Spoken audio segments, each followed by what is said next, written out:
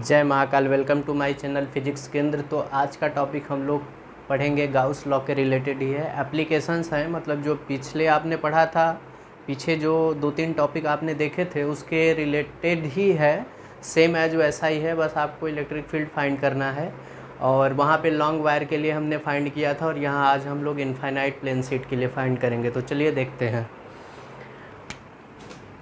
हमारा टॉपिक है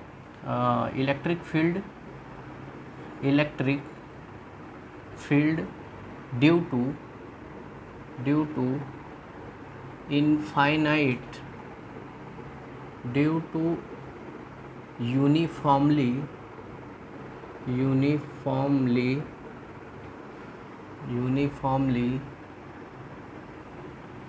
चार्ज्ड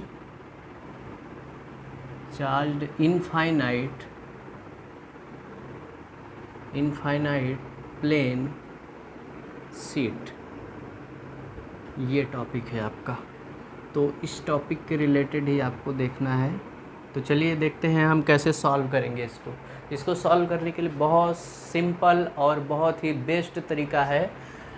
देखिए, आपको इनफाइनाइट प्लेन शीट की बात कर रहा है तो आपको सबसे पहले एक शीट को कंसीडर करना है और उस शीट को चार्ज्ड शीट बोल रहा है। तो चार्ज शीट के अकॉर्डिंग हमको उस पर चार्ज डिस्ट्रीब्यूट कर देना है।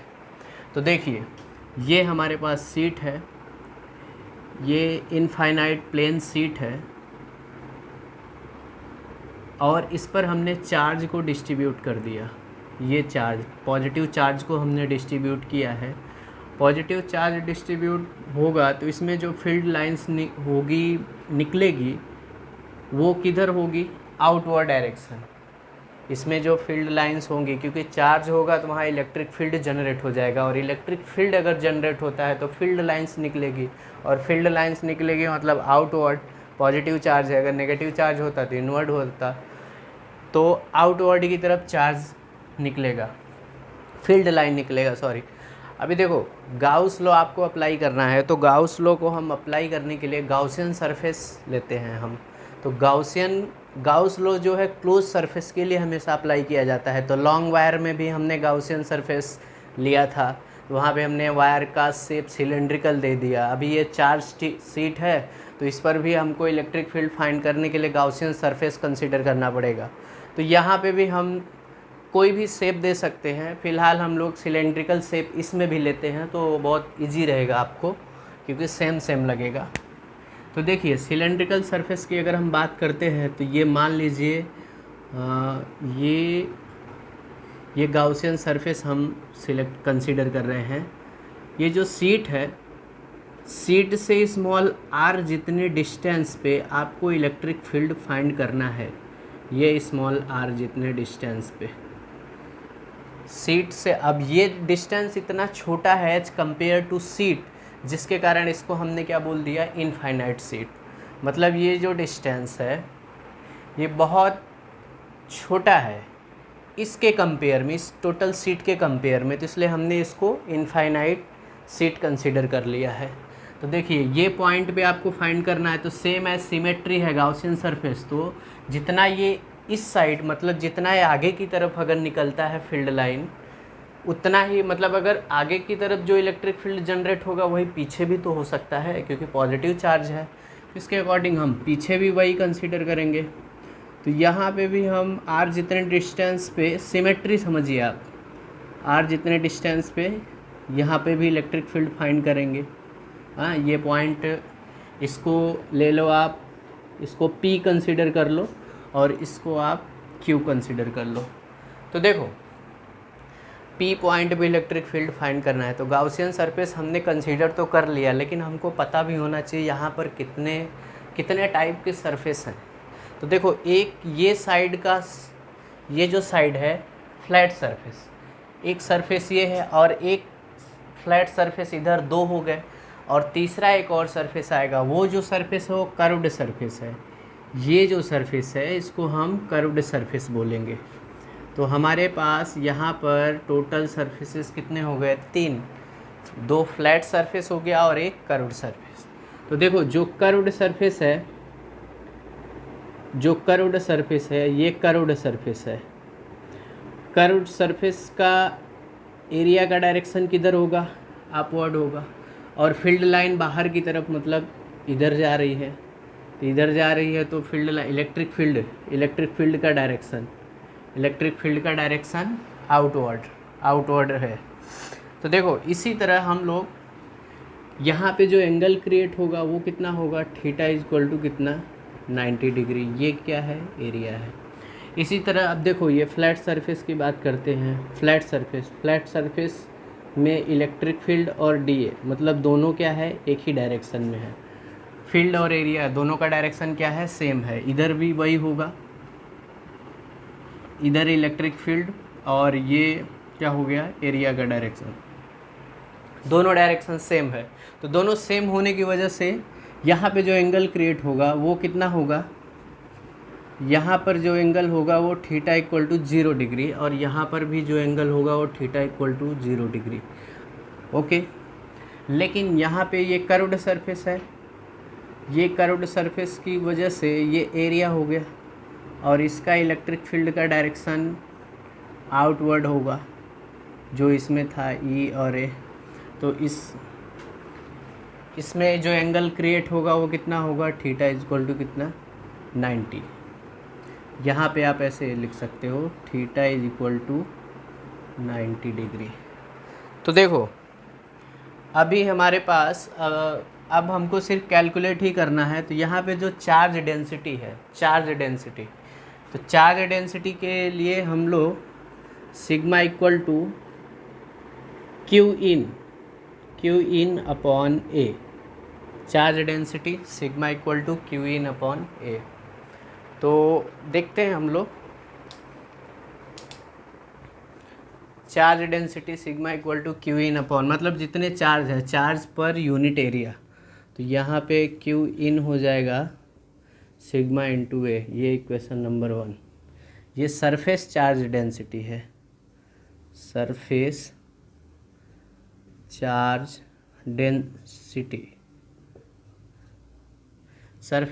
डेंसिटी। अब देखो गाउसियन सरफेस अप्लाई आपने किया है, तो पहले आप कोई भी या तो फ्लैट सरफेस कंसीडर कर लो या तो कर्व्ड सरफेस। तो पहले हम लोग कौन सा लेंगे, कर्व्ड सरफेस ले लेते हैं। For curved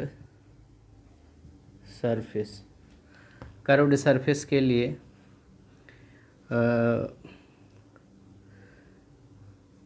according to Gauss law के अकॉर्डिंग फार्मूला क्या होता है, phi equal to integration E dot D A को अगर आप, ये क्लोज सरफेस होता है, इक्वल टू होता है ये क्यू अपॉन एप्सिलॉन नॉट, जो आपको पता है, रहने दो अभी। अब देखो ई डॉट डी ए, डॉट को अगर हम रिमूव करते हैं तो इंटीग्रेशन क्या हो जाएगा, ई D A cos theta. Okay, और यहाँ थीटा कितना है यहाँ पर, थीटा यहाँ पर है हमारे पास 90 डिग्री। तो जब आप 90 डिग्री इस इक्वेशन में रखोगे तो फाई सी, कर्व्ड सरफेस का जो फ्लक्स फाइंड होगा, फ्लक्स मतलब फील्ड लाइन ही आप फाइंड कर रहे हो, कर्व्ड सरफेस का जो फ्लक्स फाइंड होगा, phi C is equal to, E तो बाहर आ जाएगा, इंटीग्रेशन डी ए कॉस 90, और कॉस 90 की वैल्यू आप यहाँ पे रख सकते हो। कॉस 90 की वैल्यू अगर आप रखना चाहो तो ई डॉ, ये देखो ये डी ए का तो ए हो जाएगा, लेकिन वहाँ पे क्या हो जाएगा, ई ए इंटू 0। तो फाई सी आपको क्या फाइंड हुआ, total 0। Curved surface for flat surface के लिए फाइंड करना है तो phi F is equal to, दो फ्लैट सरफेस है, फाई 1 प्लस फाई 2, जिसको आप लिख सकते हो ई डॉट डी ए, ये 1 के लिए है, प्लस ई डॉट डी ए, ये 2, ये 1 और ये 2, दो सरफेस थी ना। अब इसको सॉल्व करेंगे हम, तो इसको सॉल्व करने के लिए हमारे पास E D A cos theta plus integration E D A cos theta, ये 1 2। अभी यहाँ थीटा इक्वल टू क्या, 0। यहाँ पर थीटा इक्वल टू क्या लेना है आपको, 0। तो 0 डिग्री के according theta equal to 0 degree हो तो ये क्या हो जाएगा, ई, ये कॉस 0 1, तो ये हो जाएगा ई ए प्लस ई ए, दोनों ऐड होके हो जाएंगे 2EA। ये तो आपको फाई एफ फाइंड हुआ। अभी इलेक्ट्रिक फील्ड फाइंड करना है, तो इलेक्ट्रिक फील्ड फाइंड करने के लिए फ्रॉम गाउस लॉ, तो देखो फाई, टोटल फाई कितना है, टोटल फाई इक्वल टू हमारे पास होता है sigma Q upon epsilon not, और सिग्मा क्यू मतलब यहाँ पर क्यू इन है ना, from equation 1, Q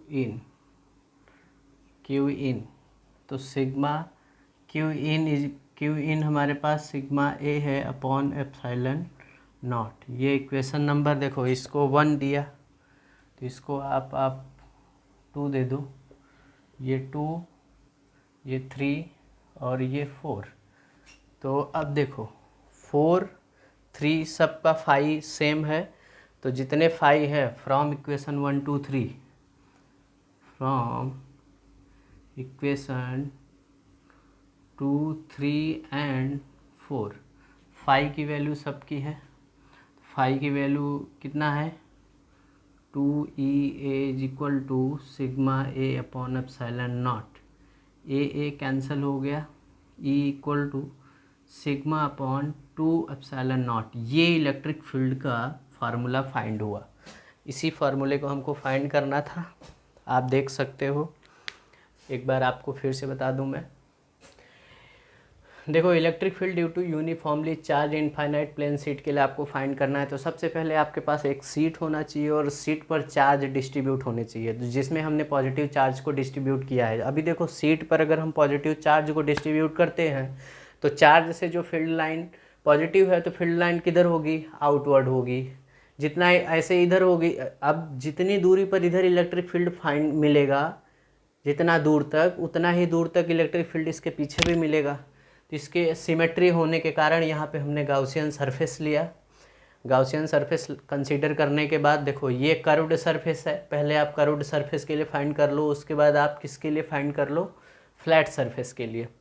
flat surface में ये देखो, ये इलेक्ट्रिक फील्ड का जो डायरेक्शन होगा, इलेक्ट्रिक फील्ड का जो डायरेक्शन होगा आउटवर्ड, मतलब फ्लैट सरफेस का भी एरिया किधर है, आउटवर्ड इधर ही है, मतलब दोनों सेम डायरेक्शन में है। तो सेम डायरेक्शन के लिए एंगल क्या होता है, 0 डिग्री होता है। इसी तरह कर्व्ड सरफेस का एरिया का डायरेक्शन अपवर्ड है और इलेक्ट्रिक फील्ड का डायरेक्शन ये, यहाँ पर एंगल कितना है, 90 जो आप देख सकते हो।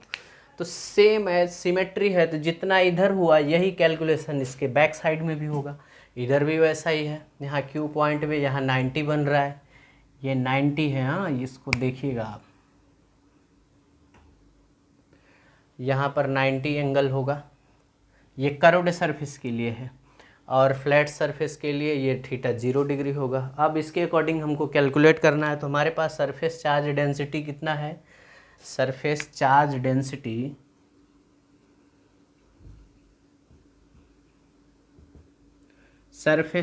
डेंसिटी ये sigma is equal to Q in upon A.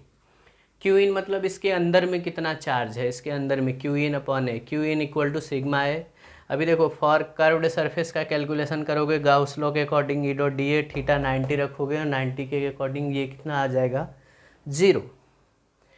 Flat surface के अकॉर्डिंग फ्लक्स 2EA, और टोटल इस गाउसियन सरफेस के पर फ्लक्स कितना हो जाएगा, total flux on the Gauss cylinder, तो कितना हो जाएगा, 2EA। गाउस लॉ के according Q in upon epsilon not होता है, क्यू इन की वैल्यू कितनी होती है, sigma upon epsilon not. Equation number 2 3 4 सब में फाई की वैल्यू है, वो आपको पुट कर देना है। फाई इक्वल टू क्या है, sigma A upon epsilon naught. Phi equal to क्या है, 2E ए। ये फाई ये हो गया टोटल, ये फाइनल हमारे पास answer equal to sigma upon 2 epsilon naught. ये तो फार्मूला फाइंड हुआ है किसका, इनफाइनाइट प्लेन शीट का। अब इसी तरह हम दूसरा सेल के लिए भी फाइंड करेंगे, तो बने रहिएगा आप हमारे साथ और देखिएगा हमारे चैनल फिजिक्स केंद्र को, और लाइक कीजिएगा, सब्सक्राइब कीजिएगा। नेक्स्ट वीडियो में हम जल्दी आपके साथ मिलेंगे, तब तक के लिए जय महाकाल।